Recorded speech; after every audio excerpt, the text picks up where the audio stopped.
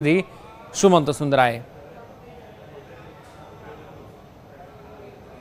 संपादक बा वरिष्ठ सेवायत रामकृष्ण दास महापात्र रत्न भंडार संपर्क में व्यापक भाव आलोचना करें कारण जेहेतु तांकर अनुभूति अच्छी अभिज्ञता रही। सर आपको स्वागत आम कार्यक्रम को।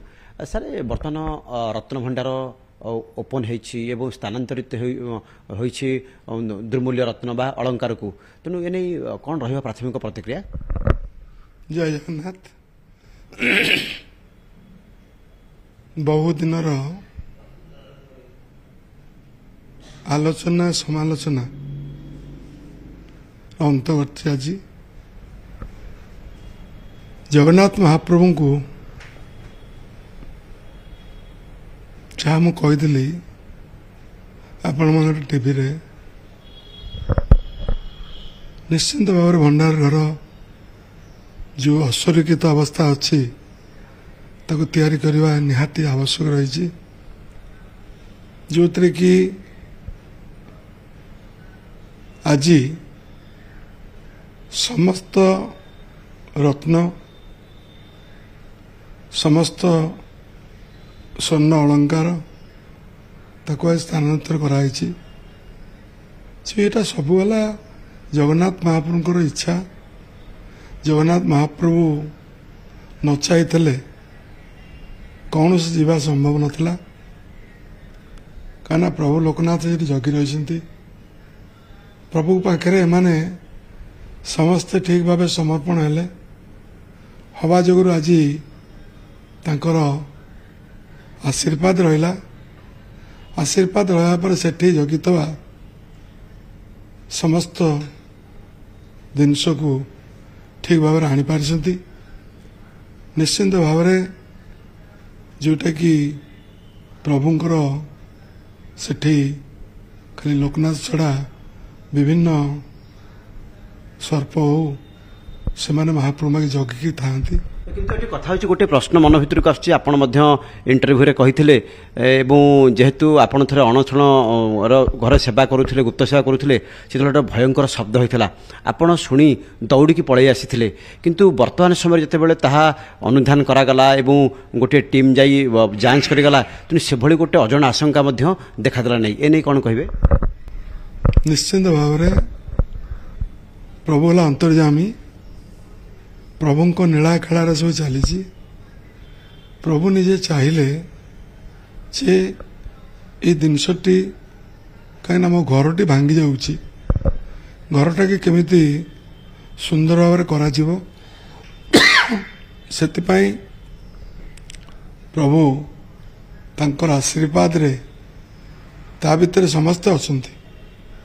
निश्चिंत भाव ये साप धरवा जातु बा जी भी जातु प्रभु पाखे प्रभुंर सब जिनस को जगी रही कहीं ता भितर सुड़ंग अच्छी ता भितर ये से वाला देखिए।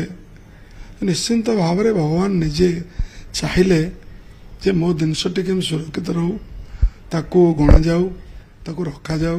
सुड़ंग जो अच्छी आप कहते से सुड़ंग केते बड़ सुड़ंग तार परिसमाप्ति कोठी घटी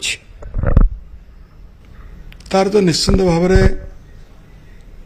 पूर्वपुरुष जो कहवा कथा जो विभिन्न मठ विभिन्न राजा धरी गजपति महाराज घर ये सुड़ंग लगी रही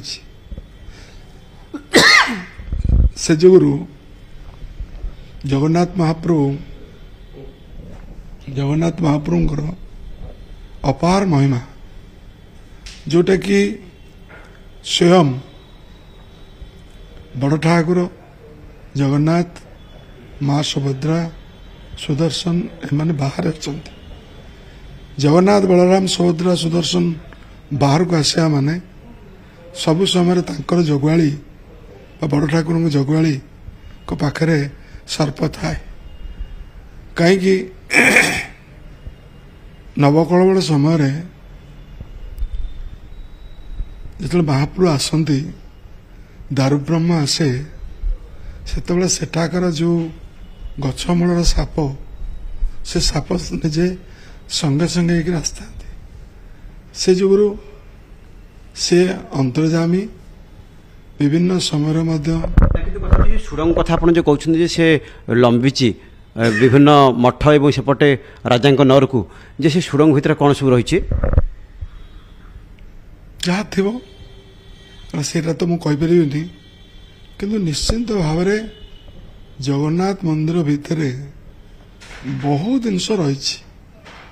ଇଏ ହେଲା ରତ୍ନର ଯେଉଁ ଜିନିଷ ଆଣିକିରି କାଢ଼ିଲେ, ସବୁ ତାଙ୍କର ଜିନିଷ କେତେ ଜାଗାରେ କେଉଁ ଯେମିତି ଏମାରମେଣ୍ଟ ଭିତରେ ରୂପା ଇଟା ବାହାରିଲା, ସେମିତି ବହୁତ ମଠ ଅଛି।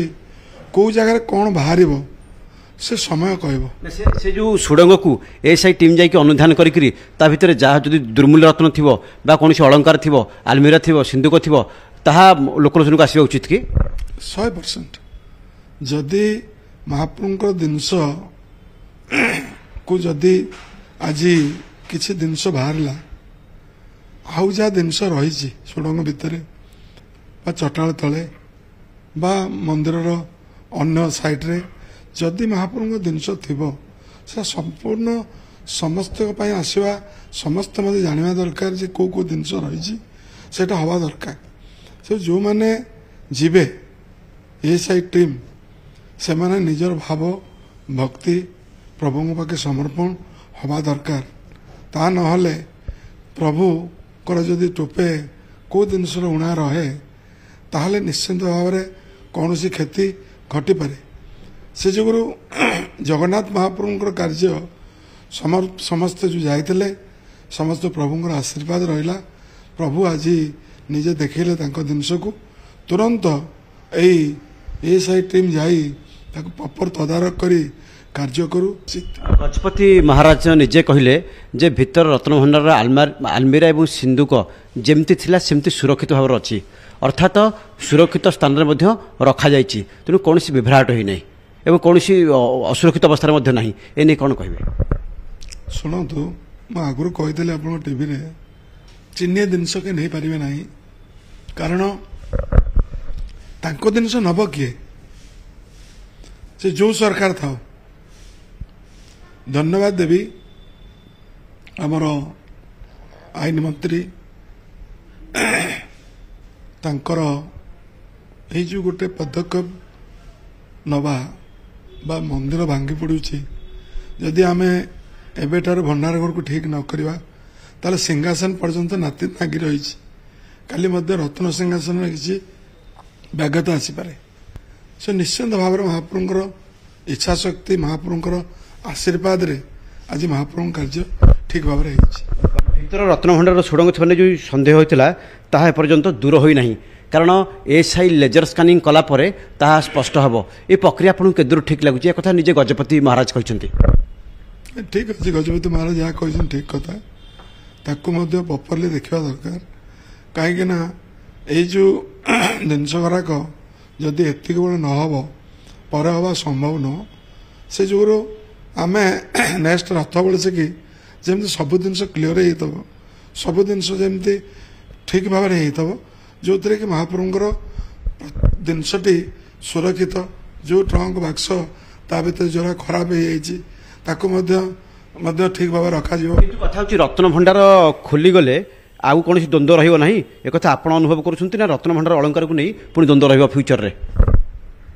ଶୁଣନ୍ତୁ, ଜଗନ୍ନାଥକୁ ନେଇକରି କୌଣସି ଲୋକ ରାଜନୀତି କରିବା ଉଚିତ ନୁହଁ। ଜଗନ୍ନାଥ ହେଲା ସବୁଠୁ ଶ୍ରେଷ୍ଠ। ଜଗନ୍ନାଥ ରାଜନୀତି କିଏ କରୁଛି? ଯିଏ ବି ହଉ, ଯେଉଁମାନେ ରାଜନୀତିକରଣ କରିବେ, ଯେଉଁ ସରକାର ହଉ, ଏଇ ସରକାର ହଉ ବା ଗଲା ସରକାର ହଉ, ଜଗନ୍ନାଥଙ୍କୁ ନେଇକରି କିଏ ରାଜନୀତି ନ କରନ୍ତୁ। ମହାପ୍ରଭୁ ପାଖରେ ସମସ୍ତେ ସମର୍ପଣ ହଉ। ପ୍ରଭୁଙ୍କର ଆଶୀର୍ବାଦ ଯାହା ପରେ ହେଲା, ଯେଉଁ ସମୟ ଆସିଲା, ସମୟ ନହେଲେ କେହି କିଛି କରିପାରିବେ ନାହିଁ। ଯେଉଁ ସମୟ ଆଜି ଆସିଲା, ମହାପ୍ରଭୁ ଜିନିଷ ବାହାରିଲା। ମହାପ୍ରଭୁ ଶ୍ରୀ ଜଗନ୍ନାଥଙ୍କ ରହସ୍ୟମୟ ଠାକୁର, ତାଙ୍କ ରହସ୍ୟ ଭେଦ କରିବା ମଣିଷ ପକ୍ଷେ ଅସମ୍ଭବ, କିନ୍ତୁ ତାଙ୍କର ସମ୍ପତ୍ତିକୁ, ଯେଉଁ ରତ୍ନକୁ ସାର୍ବଜନୀନ କରିବା କେତେ ଦୂର ଠିକ୍ ଆପଣଙ୍କ ମତରେ? ଲୋକଲୋଚନକୁ ଆଣିବା କେତେ ଦୂର ଠିକ୍? ଶୁଣନ୍ତୁ, ଯୁଗ ବଦଳିଲାଣି। ଲୋକଙ୍କର ସନ୍ଦେହ ଭିତରେ ରତ୍ନ ଭଣ୍ଡାର କିଏ ଚୋରି କରି ନେଇଯାଇଛି, କିଏ ଚାବି ନେଇଯାଇଛି, କିଏ ଅମକ ନେଇଯାଇଛି, ଯେଉଁ ଜିନିଷ ଯେଉଁ ଗୁଜବ ଥିଲା, ସେ ଯେଉଁ ମୁଁ କହିଥିଲି ଆପଣଙ୍କ ଟିଭିରେ, ଯେ ତାଙ୍କର ଚିହ୍ନିଆ ଜିନିଷ କେହି ନେଇପାରିବେନି। ଯିଏ ବି ହଉ, ଯେତେ ପାୱାରଫୁଲ୍ ସରକାର ହଉ, ସେ ଓଡ଼ିଶା ସରକାର ହଉ कि भारत सरकार हो कहीं किसी करें ना कहीं जो मैंने जो सरकार जो मैंने कहते से मैंने केवे चिन्ह सुना जगन्नाथ को पिंधापी देना जहाँ देती प्रभु निजे जिनस उत्पत्ति कर विभिन्न कला घोड़ा धला घोड़ा जाई रजा जाई जो युद्ध सार्वजनिक हेल्ले किसी असुविधा ना सन्देह सृष्टि हो आम बोधे जाना आम पे जानवे जे एतिक जिनस आमर थिला एतिक जिनस अच्छे आउ जहाँ आसब विगत वर्ष भितर जो जिनस आसो से आड़ हम